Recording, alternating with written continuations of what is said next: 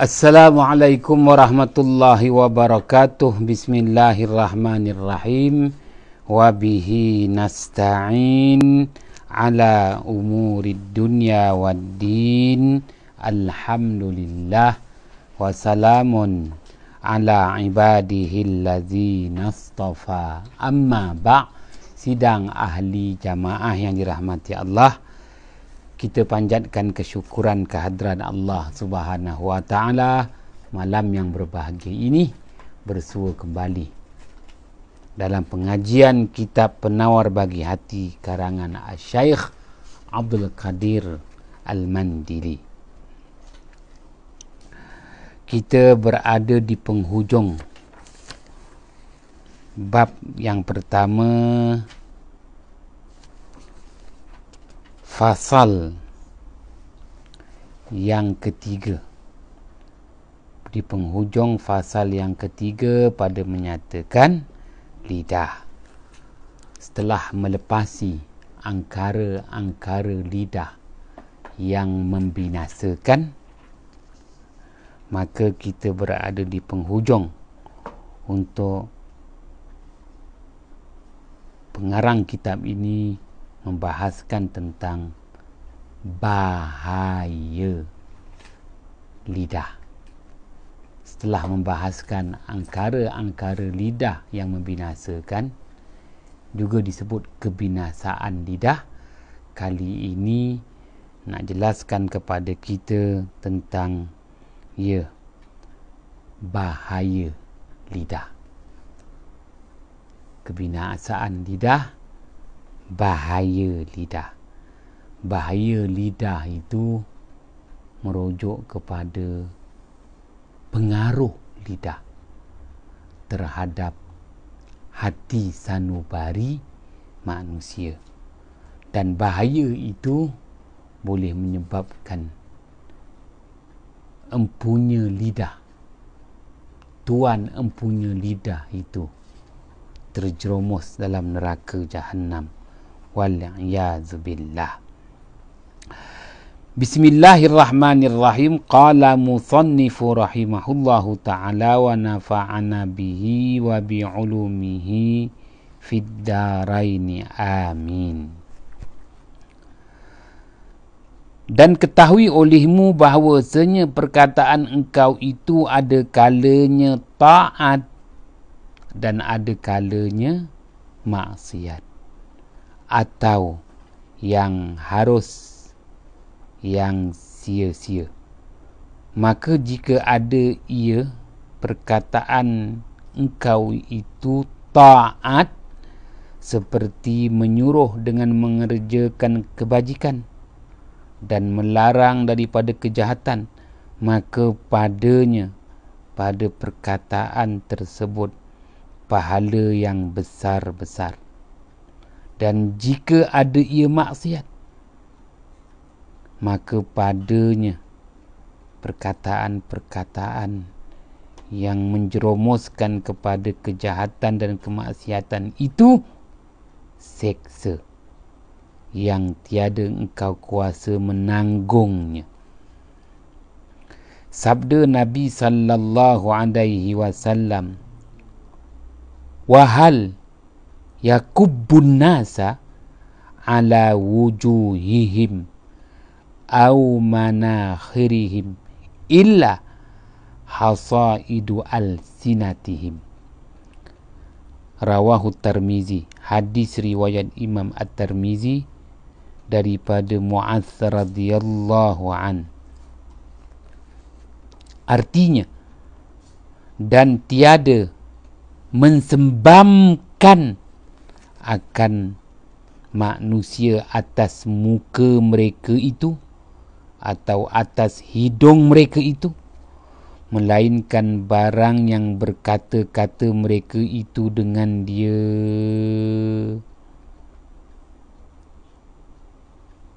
maknanya yang menjatuhkan, jatuh tersembam.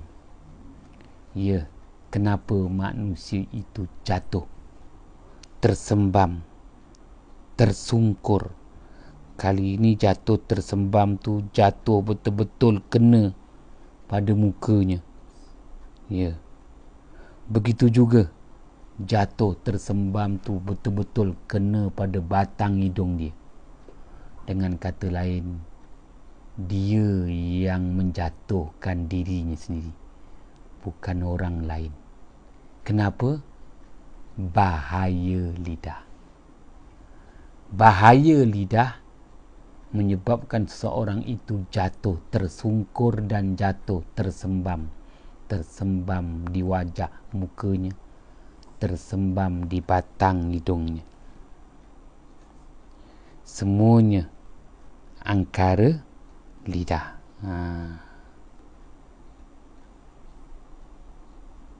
Dan jika ada perkataan itu yang harus, yang tiada berfaedah, maka padanya membuat pekerjaan bagi malaikat kiraman katibin dengan barang yang tiada kebajikan padanya, dan mengirim surat kepada Allah Subhanahu wa ta'ala yang tertulis di dalamnya perkataan yang sia-sia, dan membacanya di hadapan Allah Subhanahu wa ta'ala pada hari kiamat kelak, pada ketika haru-hara yang sangat besar. Lagi pada ketika lapar dan dahaga, dan waktu itu dihinakan bertelanjang. Wallahu a'lam bissawab. Baiklah, pengarang kita ini telah menyelesaikan fasal yang ketiga pada menyatakan lidah dengan membawakan hadis riwayat Imam At-Tirmizi daripada Muaz bin Jabal radhiyallahu an, nak jelaskan kepada kita bahawa bahayanya lidah ini menyebabkan seseorang itu jatuh tersungkur dan tersembam nanti di mahkamah Allah Subhanahu wa ta'ala. Waktu itu jangan salahkan orang lain. Lidah sendiri yang menjatuhkan seseorang itu sendiri. Wal-'iyadzu billah. Baik, kerana itu baginda Muhammad sallallahu alaihi wasallam bersabda lagi, hadis riwayat Imam Al-Hakim, rahimallahu abdan takallama faghanama au sakata fasalima, atau kama qala Rasulullah sallallahu alaihi wasallam. Rahimallahu, Allah Subhanahu wa ta'ala menyayangi. Sayang kepada siapa? Allah Subhanahu wa ta'ala menyayangi abdan takallama, akan hamba yang berkata-kata, faghanima, kata-katanya itu mendatangkan keuntungan untuk dirinya. Kata-kata itu mendatangkan keuntungan berganda-ganda untuk dirinya. Kalau tak berkata-kata, au sakata, atau dia diam, diam itu juga salimah, membawa keselamatan untuk dirinya.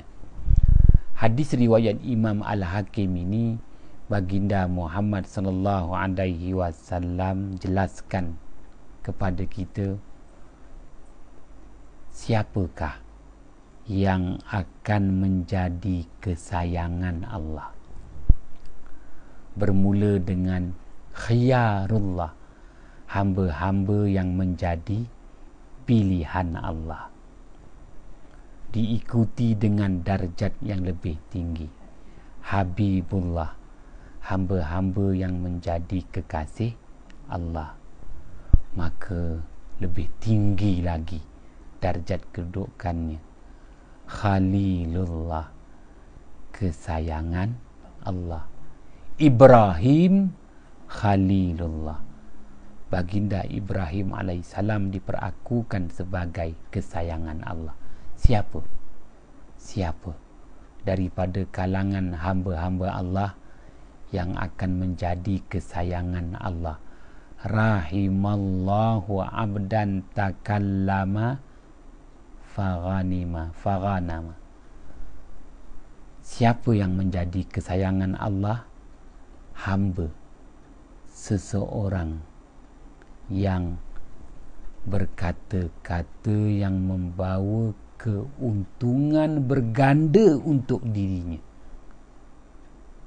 Keuntungan di dunia dan keuntungan di akhirat. Dialah yang akan menjadi kesayangan Allah. Dengan kata lain, untuk mendapat darjat sebagai Khalilullah, kesayangan Allah, lidah meletakkan seseorang itu menjadi kesayangan Allah. Lidah yang berkata-kata, kata-kata yang dapat meraih keuntungan yang berganda dunia dan akhirat. Dan lidah yang apabila tidak berkata-kata, yang menyelamatkan dirinya daripada api neraka. Maknanya darjat seseorang hamba di sisi Allah Subhanahu wa ta'ala itu terletak pada anggota yang dinamakan lidah. Lidah. Baik.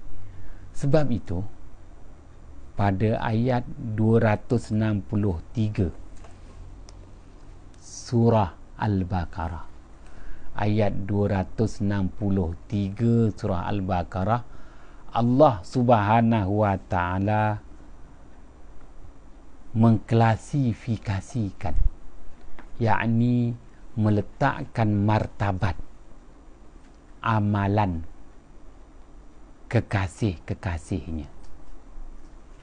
Ba'da a'udzu billahi minasyaitonir rajim.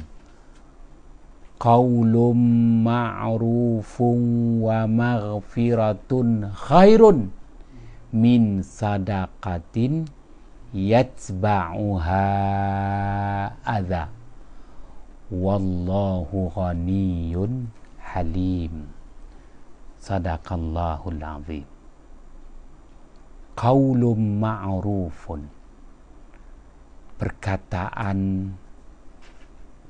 yang penuh dengan sopan santun, perkataan yang penuh dengan nilai sopan santun bersama dengan pemberian sedekah. Satu. Wa ma'rufun, perkataan yang penuh dengan nilai sopan santun, memohon maaf kerana tidak dapat menyumbangkan, memberikan sesuatu,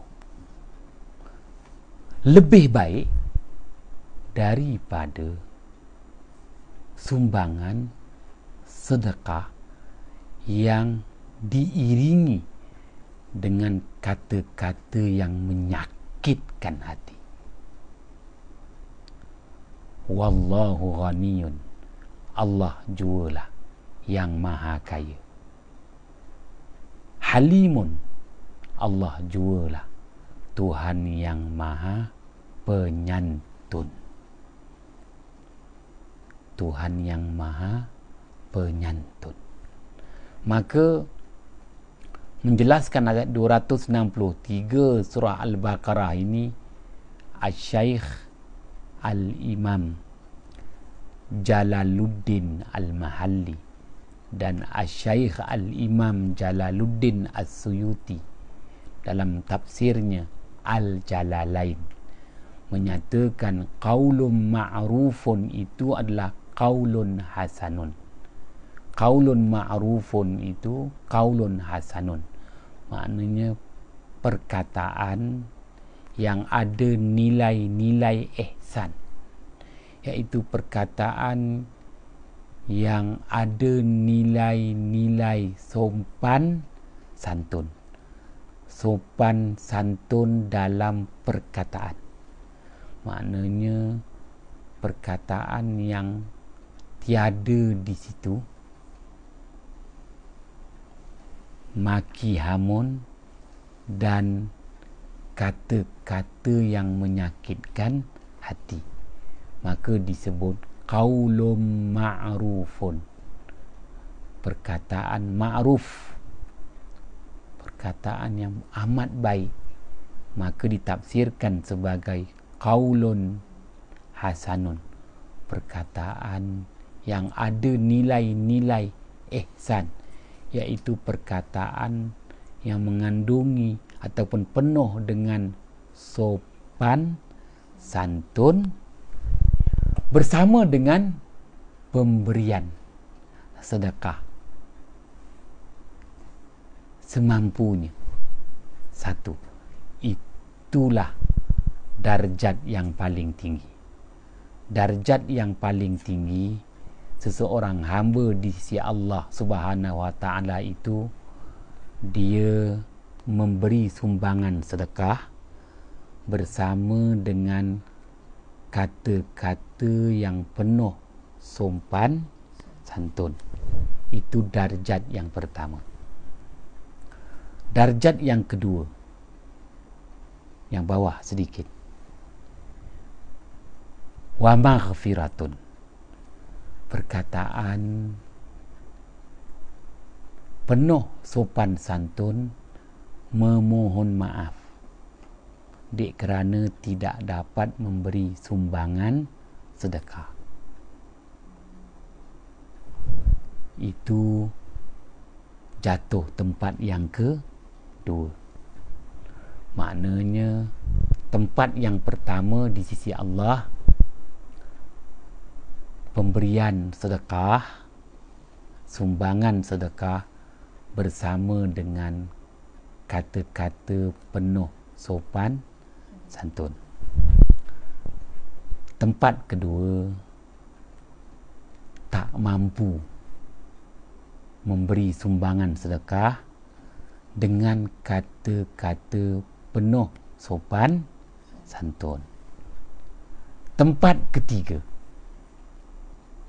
yang tiada nilai di sisi Allah Subhanahu wa taala,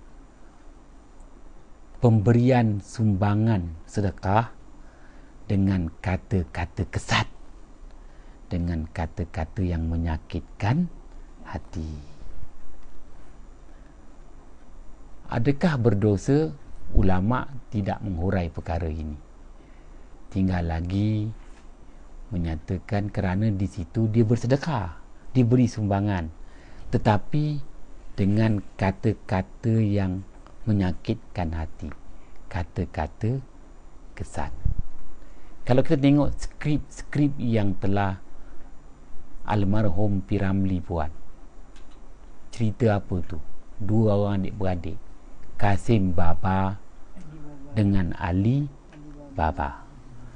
Apabila Ali Baba minta pertolongan abangnya Kasim Baba, apa kata Kasim Baba?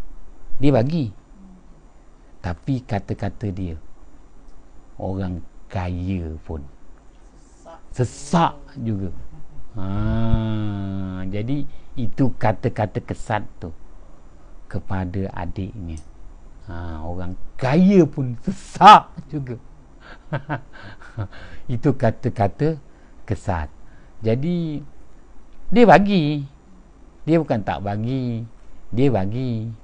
Cuma ulama tak nak menghuraikan lagi tentang adakah tertolak pahala sedekah. Tak perlu persoalkan perkara itu.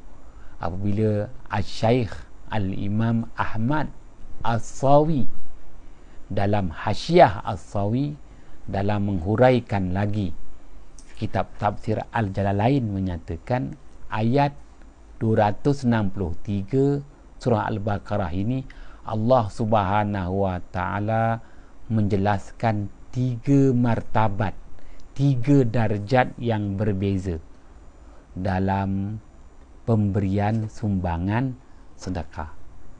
Pemberian sumbangan sedekah yang paling istimewa di sisi Allah Subhanahu wa taala, pemberian sedekah bersama dengan kata-kata penuh sopan santun. Maknanya kita bagi, ini sumbangan saya yang mampu saya beri, rezeki yang Allah beri pada saya, rahmat yang Allah beri pada saya, dan inilah sekadar mana yang mampu saya sumbangkan. Itu kan bagus tu. Itulah darjat pertama, martabat pertama di sisi Allah Subhanahu wa taala. Yang kedua, dia tak mampu bagi. Saya mohon maaf, saya tak dapat memberi sumbangan sedekah. Pun sopan santun. Darjat ketiga. Yang tak perlu nak bahas sama ada diterima atau tidak. Dia bagi, diberi dengan marah. Pemalas apa? Orang kaya pun sesak juga. Itu istilahnya.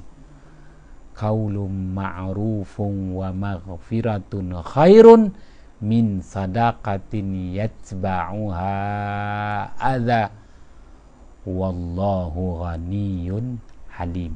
Allah Ta'ala sebut kalimah terakhir pada ayat 263, Halimun.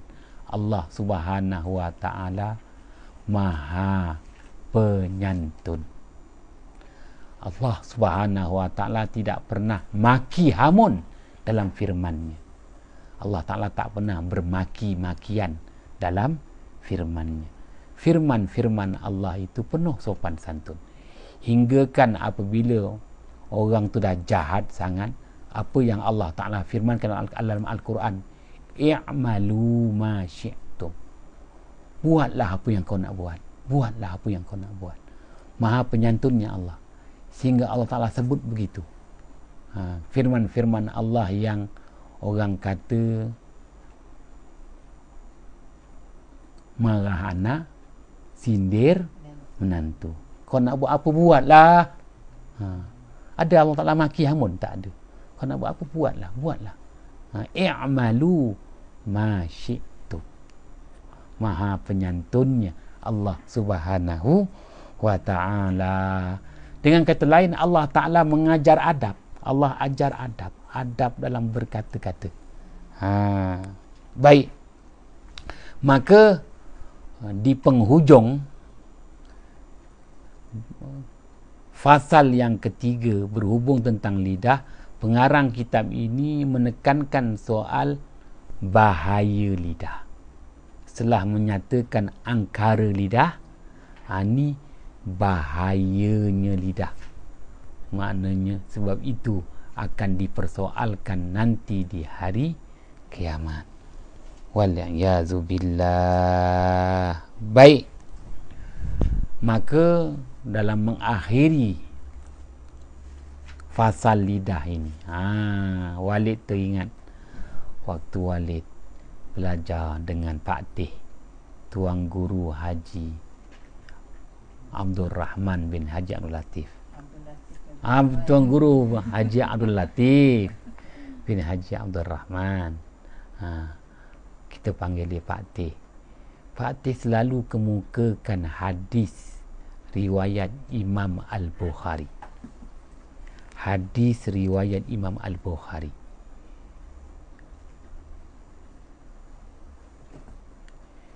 Inna minal bayani la sihran. Inna minal bayani la sihran. Bahawasanya daripada kata-kata lidah manusia itu benar-benar menyihir orang lain. Inna minal bayan. Inna bahawasanya. Minal bayan, daripada kata-kata lidah manusia itu, la sihran. Lam itu lam litaukid. La sihran, benar-benar menyihir orang lain. Dengan kata lain, baginda Muhammad sallallahu alaihi wasallam nak nyatakan kepada kita bahaya lidah. Bahaya lidah ini, dia dapat mempengaruhi orang lain. Lidah mempengaruhi orang lain. Bagaimana lidah mempengaruhi orang lain? Sebagaimana bahayanya sihir. Sihir adalah amalan syaitan. Apa makna sihir? Sihir maknanya penguasaan panca indera yang 5. Sihir tidak boleh mengubah qada kadar Allah. Sihir tidak boleh mengubah qada kadar Allah. Tetapi sihir itu dapat menguasai panca indera yang 5. Maka sebut sahaja sihir, sihir itu adalah amalan syaitan. Itu keistimewaan syaitan. Syaitan mampu menguasai panca indera yang 5 pada manusia. Menguasai panca indera yang 5 pada manusia itu dalam bahasa Arab disebut sihir. Jadi kalau kita nak menguasai panca indera 5 untuk manusia ni, kita kena belajar ilmu sihir. Maka tak dapat tidak kita bersahabat dengan syaitan. Dan Rasulullah sallallahu alaihi wasallam meletakkan bahawa sihir adalah salah satu daripada 7 dosa besar. Ijtanibu sab'al mubiqat. Jauhkanlah diri kamu daripada 7 yang membinasakan. Hadis riwayat Imam Bukhari dan Muslim. 7 yang membinasakan. Yang kedua, selepas mensyirikkan Allah. Mensyirikkan Allah itu dosa besar. Yang kedua adalah sihir. Sihir jatuh di tangga kedua. Dosa-dosa besar. Jadi bahayanya sihir adalah amalan syaitan. Rasulullah meletakkan sihir itu berdosa besar kerana dia mampu menguasai panca indera yang 5 manusia. Kerana sudah pasti apabila panca indera manusia yang 5 tu dikuasai, maka mampu menyesatkan manusia. Mata itu panca indera, penglihatan mata. Jadi sihir dia boleh menguasai panca indera yang 5. Yang pertama, sihir boleh menguasai penglihatan mata. Maka orang Melayu sebut silap mata. Ada permainan silap mata. Permainan silap mata yang tidak ada unsur sihir boleh. Tetapi yang paling kita khawatiri silap mata yang mengandungi unsur sihir. Dia black magic. Magic tu boleh. Black magic tu ilmu hitam. Melibatkan syaitan. Jadi syaitan yang mengajar bagaimana nak silapkan penglihatan mata manusia. Dikuasai mata manusia sehingga manusia itu khayal. Datanglah namanya sihrut takhyil. Sihir yang menghayalkan. Dia menghayalkan penglihatan mata. Itu mata. Yang kedua, panca indera telinga. 2 lubang telinga. Jadi syaitan ni dia sihir 2 lubang telinga.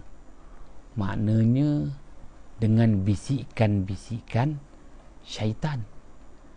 Jadi bisikan sama ada bisikan itu yang menakutkan ataupun bisikan itu yang mendatangkan semangat kepada kejahatan. Dikuasai pendengaran. Dia dah tak dengar apa. Dia dengar bisikan syaitan ke arah kejahatan aja. Itu dia, sihir tu. Yang ketiga, hiduan. Hidu. Jadi syaitan kuasai lubang hidung manusia. Dia tak hidu apa dah. Syaitan dah kuasai hiduan manusia. Itu namanya ilmu sihir. Dia dah tak hidu apa. Dia akan hidu kejahatan aja. Malang tak berbau. Jadi maknanya dia dah mula. Kita kasih bauan apa pun dia tak. Dia dah menghidu hiduan daripada syaitan. Maknanya dah tak nampak jalan lain dah. Dia dah tak hidu lain dah. Wal iyazubillah. Penglihatan, pendengaran, hiduan. Baik. Panca indera yang ketiga, panca indera yang keempat adalah deria sentuhan. Sentuh. Dia sentuh. Jadi apabila sentuh ni melalui dua tapak tangan atau dua tapak kaki, itu maknanya sentuhan. Kita kata deria rasa. Begitu juga yang kelima, deria rasa pada lidah. Orang yang kena sihir, antaranya lidah dia tu. Dia dah rasa lain dah. Dia dah rasa lain. Jadi yang manis dia kata pahit, yang pahit dia kata manis. Dia disihir deria rasa lidah. Disihir deria rasa tapak tangan, tapak kaki, maupun manakala hidu tu dua lubang hidung dan pipi. 5 panca indera sihir. Jadi ilmu sihir ni boleh dipelajari. Maka ulama fiqh dah nyatakan apa hukum belajar ilmu sihir, apa hukum beramal dengan ilmu sihir. Belajar ilmu sihir haram kecuali insan-insan yang tertentu seperti hakim, qadi. Qadi boleh belajar sihir kerana dia nak jatuh hukum. Dia nak jatuh hukum, maka dia kena tahu orang ini benar-benar disihir atau tidak. Jadi hakim dan qadi sahaja yang dibenarkan mempelajari ilmu sihir. Bagi menjatuhkan hukum. Bukan. Dengan kata lain, untuk orang awam haram belajar ilmu sihir dan haram beramal dengan ilmu sihir. Statusnya dosa besar, darjat yang kedua. Wal-iyazubillah. Ini bahas panjang ni. Baik. Maka kita berbalik kepada hadis baginda Muhammad sallallahu alaihi wasallam riwayat Imam Al-Bukhari, inna minal bayani la sihran, bahawasanya daripada kata-kata lidah manusia itu benar-benar menyihir orang lain. Dengan kata lain, bahaya lidah ni, lidah mampu menyihir. Tak payah belajar ilmu sihir syaitan tu.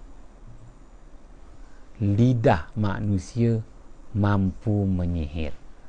Dengan kata lain, lidah manusia mampu menguasai panca indera yang 5. Bahayanya lidah. Dia mampu sihir manusia, mampu mempengaruhi dan menguasai manusia. Wal'iyazubillah. Baik. Maka sebab itu hadis ini ditulis semula oleh Asy-Syaikh Al-Imam Jalaluddin As-Suyuti dalam kitab perhimpunan hadis pilihan Al-Jami'us Shaghir. Imam As-Suyuti yang wafat pada tahun 911 Hijrah merasakan hadis ini perlu ada penghuraian yang lebih panjang. Sebab itu dia muatkan dalam kitab pengumpulan hadis-hadis pilihannya Al-Jami'us Shaghir. Inna minal bayani la sihran. Seorang tokoh ulama hadis dan juga ulama sufi sezaman dengan tokoh ulama yang kita bahas malam, Asy-Syaikh Al-Imam Abu Yazid Al-Bustami. Kali ini namanya Asy-Syaikh Al-Imam Ibnu Qutaibah, ulama hadis yang wafat 271 Hijrah. Maknanya Imam Abu Yazid Al-Bustami wafat dulu 261, barulah dia wafat. Dia wafat 276. Asy-Syaikh Al-Imam Ibnu Qutaibah. Kalau tadi itu Abu Yazid, bapa Yazid, ini anak kepada Asy-Syaikh Qutaibah. Asy-Syaikh Al-Imam Ibnu Qutaibah dalam menjelaskan hadis, kerana dia lebih tua daripada Imam Al-Bukhari, hadis ini bahawasanya daripada kata-kata lidah manusia itu benar-benar mampu menyihir, menguasai orang lain. Maka Asy-Syaikh Al-Imam Ibnu Qutaibah menyatakan hadis ini di mana baginda Muhammad sallallahu alaihi wasallam memberi amaran tentang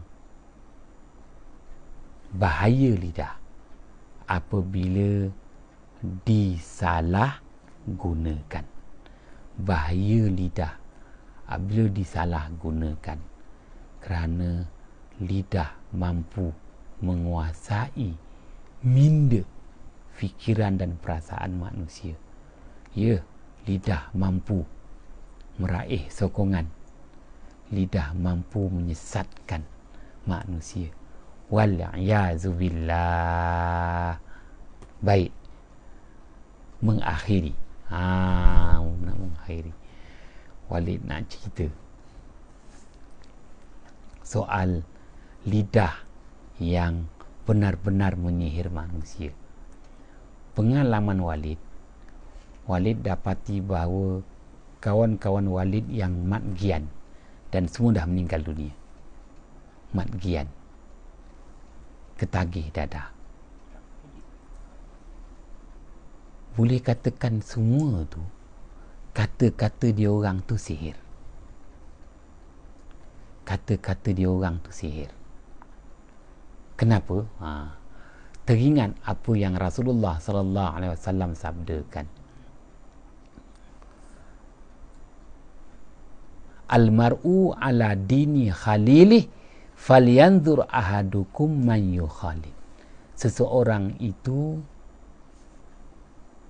di atas pegangan kawan karibnya.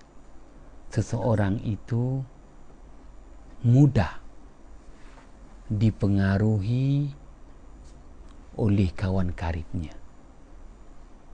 Almar'u ala dini, din tu maknanya pegangan. Seseorang itu mudah dipengaruhi pegangan kawan karibnya. Falyanzur ahadukum man yukhalil. Maka perhatikan siapakah kawan karib seseorang itu. Kita kena tengok orang ni berkawan dengan siapa, kerana pengaruh kawan ataupun pengaruh rakan sebaya. Kerana pengaruh rakan sebaya pada kata-kata. Jadi kawan-kawan Walid, kalau Walid kira ada 7 orang, ni bukan 6 jahanam, bukan. Ada 7 orang yang tak bernasib baik, Walid kata begitulah. Kerana ke-7 tu jadi matgian. Habis saja SPM, masa kosong banyak, duduk dekat balai raya Kulai tu, kaum Melayu Kulai, masing-masing main gitar tong. Greng. Penuh masa. Jadi nak kerja apa? Pekan Kulai tu pekan, tak ada apa. Jadi dia bukan kampung, tak ada nak bercucuk tanam, tak ada apa. Dulu game tak ada, jadi main gitar tong. Greng. Jadi masa kosong tu banyak. Lepas SPM main gitar tong. Apabila main gitar tong, mula ada orang kata kutu-kutu penagih dadah ni pengaruh rakan sebaya. Masing-masing pun mula-mula tak ada duit, tak apalah, dia kasih orang kata dos percuma. Ni bukan ni test. Dos percuma. Masing-masing merasa ganja tu macam mana. Dulu dia tak kata ganja, dia kata ayam. Bukan KFC, dia kata ayam. Kalau ayam tu maknanya dadah lah tu, ganja lah tu. Jadi dah mula-mula akan terasa. Jadi persoalannya, kenapa habis SPM tak ada kerja, malam-malam main gitar tong dekat balai raya, mesti terpengaruh punya. Terpengaruh. Kenapa mesti terpengaruh? Rezeki Walid ni kerana lepas SPM tu kita tak sempat nak berkawan dengan dia orang tu main gitar tong. Kerana lepas SPM tu orang duduk, kerana arwah Tok Wan ni jadi bilal masjid Kampung Melayu Kulai. Jadi dia suruh anak-anak dia semayang Isyak. Oleh kerana semayang Isyak, semayang Maghrib kat masjid, jadi kita tak dapat nak bergaul dengan kawan-kawan kita yang tak semayang kat masjid. Jadi dia orang tu main gitar tong. Habis semayang kat masjid, nanti Tok Wan suruh pergi kedai Zam-Zam, restoran Zam-Zam tu. Kita pergi restoran Zam-Zam tu, nanti di situ si mama tu akan siapkan namanya teh panas. Teh panas tu dibuat dalam FNN, bukan. Teh panas tu dibuat dalam tin susu pekat tu. Jadi dulu memang dalam plastik. Jadi Walid pegang dengan tangan Walid, ada 1, 2, 3, ada 6. Jadi Walid pun pergi dekat stesen kereta api Kulai. Stesen kereta api Kulai akan sampai kereta api mail malam daripada Singapura sampai kat Kulai nak pergi ke KL, dia akan sampai 9.30 malam. Jadi lepas Isyak, Walid pergi dekat restoran Zam-Zam, dah ambil teh panas karifap. Jadi kita tak ada masa nak main gitar tong dengan kawan-kawan kita, jadi matgian. Tu rezekinya. Itulah. Memang kita api memang setiap malam. Daripada Singapura pukul 8 malam dia akan sampai ke Kulai 9.30 malam. Lewat-lewat pun 9.50. Kereta api akan berhenti kat Kulai lama lebih kurang 16 minit. Kerana ada orang naik kereta api dengan dia naik motor sekali. Jadi motor tu letak kat gerabak belakang. Jadi kenapalah orang akan tolak, kita pun tolong-tolong tolakkan motor orang tu ni dekat gerabak belakang. Di samping tu kita punya teh panas karifah. Dek, teh panas. Habislah biasanya. Dia daripada Singapura dia tak sempat makan lagi, dia lapar. Jadi sambil Kulai kita teh panas karifah, tapi jaga-jaga dalam masa 15 minit aja. Jadi kalau belah siang kereta api pun 9.30 pagi Walid jual jambu batu. Jadi nanti kalau kereta api tu berhenti, Walid akan naik kereta api tu sampai Serenak. Sampai Serenak Walid turun. Jadi pada Kulai ke Serenak lebih kurang 8 minit aja. Jadi naik kereta api tu sampai Serenak turun. Kenapa kalau tak habis jambu tu? Kena habiskan. Kadang-kadang Walid akan naik sampai ke Renggam. Nak pastikan jambu tu habis. Ada kereta api lain. Dia ada kereta api shuttle daripada Gemas ke Singapura yang kita akan naik. Jual jambu batu lah. Jual daripada gerabak. Dia punya tiket dia lain. Kalau kita nak beli tiket itu ada murah sikit. Kerana kita akan dapat tempat duduk. Kita cuma berdiri je bawah. Jambu batu. Tu orang beli. Dek. Dah siap semua dah di-packagingkan. Kita tinggal bawa aje.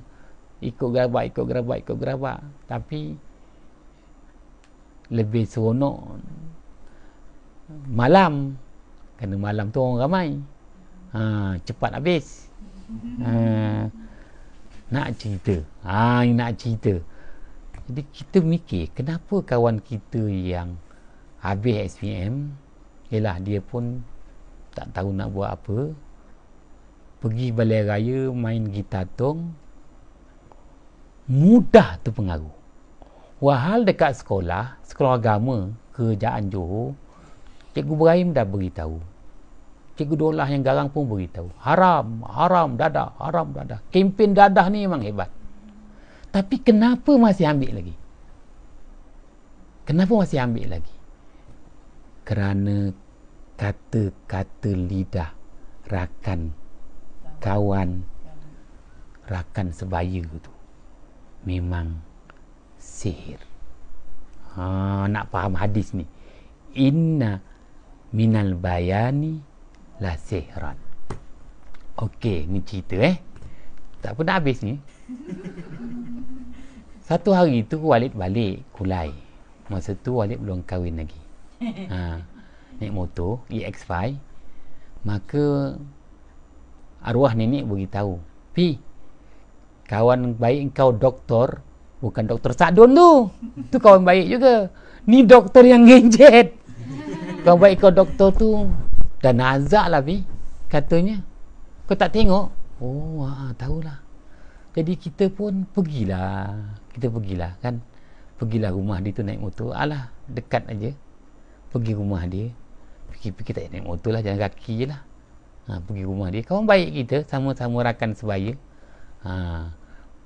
Nenek beritahu, arwah nenek beritahu, kawan baik kau doktor tu katanya dah nazak tapi tak mati-mati. Tak nak tengok? Tengoklah. Pergi tengok. Oleh kerana kawan baik kita tu, dia tu tahu yang kita nak pergi rumah dia, tahu. Tu kehebatan dia. Jadi dia pun siap sedia kedatangan kita tu. Mungkin ialah arwah nenek dia pergi kedai Cikgu Ibrahim tu, dia beli-beli naik atas, nanti akan lalu rumah tu.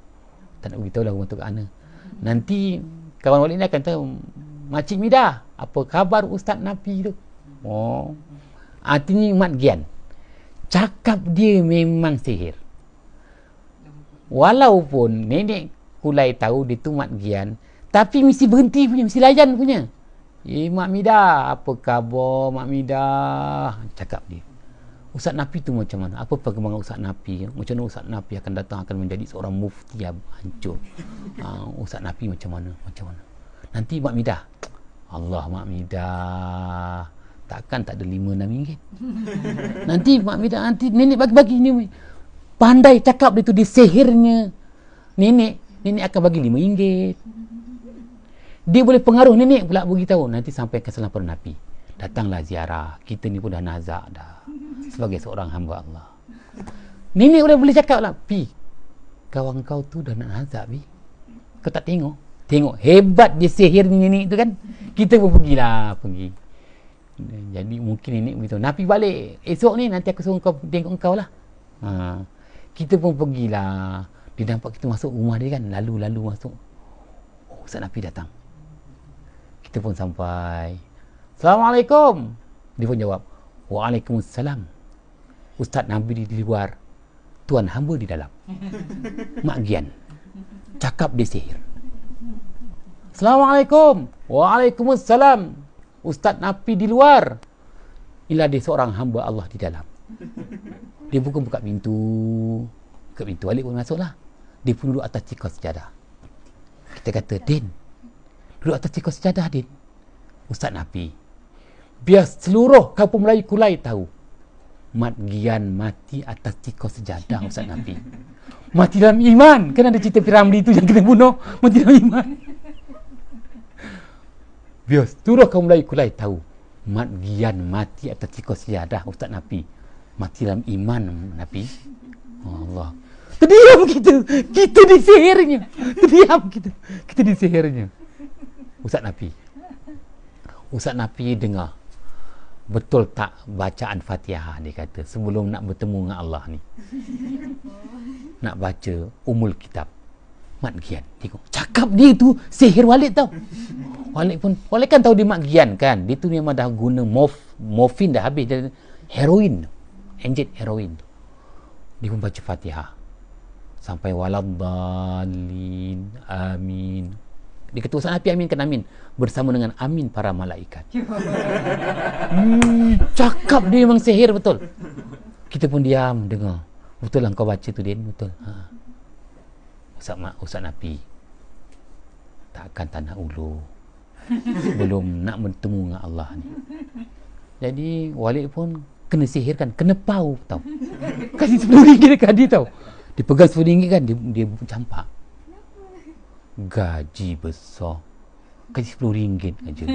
Tak syukur atas nikmat Allah. Walid keluar RM50 baru dia ambil. RM10 dia ambil, RM60 pun dia ambil. Lepas tu dia doa, Ya Allah, rahmatilah Ustaz Nabi, Ya Allah. Dia memang orang yang baik hati, memang berkawan dengan para malaikat, Ya Allah. Jadi Walid pun kata, balik. Makin lama nanti kena sihir dengan dia. Ni pengalaman Walid, kawan dengan, yelah, kita pun tahu hebatnya Mat Gian tu. Kata dia tu sihir. Macam mana dia boleh mengatur kata? Siapa yang ajar dia cakap macam itu? Bila masa dia belajar pondok dengan Pak T, macam mana boleh cakap satu-satu? Cakap dia sihir. Syaitan. Dia dah kena dadah tu. Dah memang minda dia tu, Ya Allah. Sehingga kata-kata dia pun sihir kalahkan kita yang al-ustaz. Daripada 7 orang, 6 mati. Ada seorang ni jadi baik. Dia keluar jemaah tabligh. Dah meninggal dunia dah dia. Daripada 7 orang, 6 mati dah meninggal dunia. Seorang jadi baik. Ni yang awak nak cerita ni. Kenapa dia jadi baik? Apabila dah kita kata 6 jahanam ya, tak ada lagi tu. Yang ke-6 meninggal dunia. Dia meninggal dunia yang ke-6 ni dekat jerat Cina Masai. Kalau kita pergi Masai, ada kubur Cina. Jadi orang yang ke-6 Walid ni, dia meninggal dunia dekat jirat Masai, iaitu kubur Cina. Kenapa? Kerana Mat Gian dia tak nak kena tangkap. Jadi dia lepaskan Gian dia tu, dia ngisap dadah tu dekat kubur Cina. Biar nanti orang ingat kuntilanak. Walhal kuntilanak pun takut dengan dia. Takut kuntilanak ni pun kalau mak gian enjet dengan kuntilanak tu pun gian juga. Nak cerita bahayanya mak gian ni. Baik. Jadi yang keenam ni meninggal dunia, kita pun kebumikan dia lah dekat kubur Batu 21 tu. Kebumikan. Masa kebumikan tu, seorang mak gian yang baik ni ada. Yang ketujuh lah. Yang ketujuh ni ada. Bersama dengan mak gian yang lain. Selepas Walid, dia orang suruh Walid ni lah talqin. Walid pun talqin. Bila Walid talqin ni, yang ketujuh ni nangis. Lagi yang kawan-kawan tapi bukan rakan sebaya lah, mak gian ada lagi lah. Nangis juga. Tapi ingat mak gian kalau nangis, semua pelakon membantu terbaik. Nangis. Kita pun kata, kau lah masuk ke alam, bawa ni kawan-kawan terakhir ni, masukkan kat yang jahat. Dia pun turun. Kerana Allah dan redha Allah. Mak gian cakap, bawa kubur, dia kata, engkau pergi dulu, aku menyusuli. Kita fikir, pandai mak gian ni cakap. Kau pergi dulu, aku menyusuli selepas ini. Moga-moga pemergian kau itu dirahmati Allah. Mak gian cakap macam itu tu. Dengan nangis-nangis tadi lah. Orang lain semua siap sangat. Dia nangis pula mak gian ni. Aku cakap, hebat mak gian ni. Nangis dia kebumikan jenazah. Tukang gali pun tak nangis. Sibuk nak minta duit je, upah gali. Dia ni mak gian letak dengan nangis, dengan insaf naik. Apabila kita kebumikan, Walid pun baca bertalqin. Yang nangis si mak gian ni terseru-seru. Aku cakap insaf dia. Semua pelakon terbaik. Lepas dia nangis tu kan, dah habis doa kan, semua mak gian tu datang je Walid. Ustaz Nafi, ni penat ni, nak balik ke Kulai ni, naik Saud Johor, nama bas Saud Johor. Tak ada ke? Bagilah. Ustaz Nafi kan dapat gaji, rezeki yang Allah beri. Kita keluar duit, dah tahu 10 cukup lah aku cakap untuk lepaskan gian kau. Dia kata seorang ustaz cakap macam gitu. Umat gian cakap manis. Sihir. Memang sihir. Cakap lembut. Jadi tak apalah, Walid pun balik. Rupa-rupanya dia orang tu selepas dapat duit Walid tu, dia orang beli morfin. Kubur macam satu tu, sebelahnya kan pokok kelapa sawit. Sebelah tu je dia buat pot dia. Pot pelabuhan dia untuk dia kena morfin. Kelebihan mak gian ni, dia akan bekerja sama. Katakan seorang RM10, jadi dia kumpulan ada 6 orang masa tu. 6 orang dapat RM60, dia dapat belilah 2 straw. Jadi dia share tu. Lepas dia kena sikit, kau ni kena sikit, kau ni hidu sikit. Jadi ni ceritanya lah. 6 orang hidu dah kena. Lepas yang ke-6 ni kawan Walid yang baik tu, yang jadi baik tu.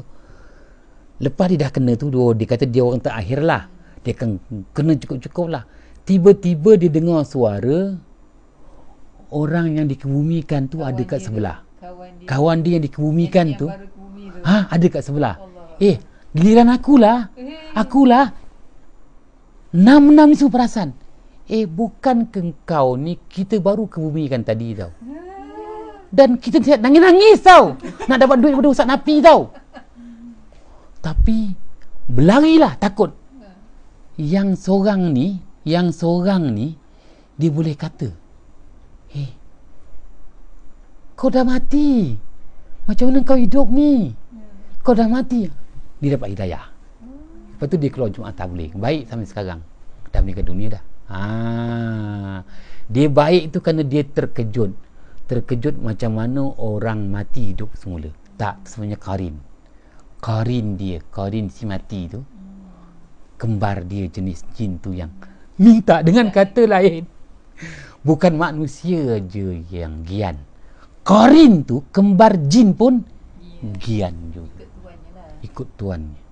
Wal-i'adzubillah. Nak menyatakan bahayanya lidah ni. Wallahu a'lam bissawab. Bismillahirrahmanirrahim. Fafahamnaha Sulaiman wa kullan ataina hukman wa ilma wa sakharna ma'a Daud al-jibala yusabbihna wa tayra wa kunna fa'ilin.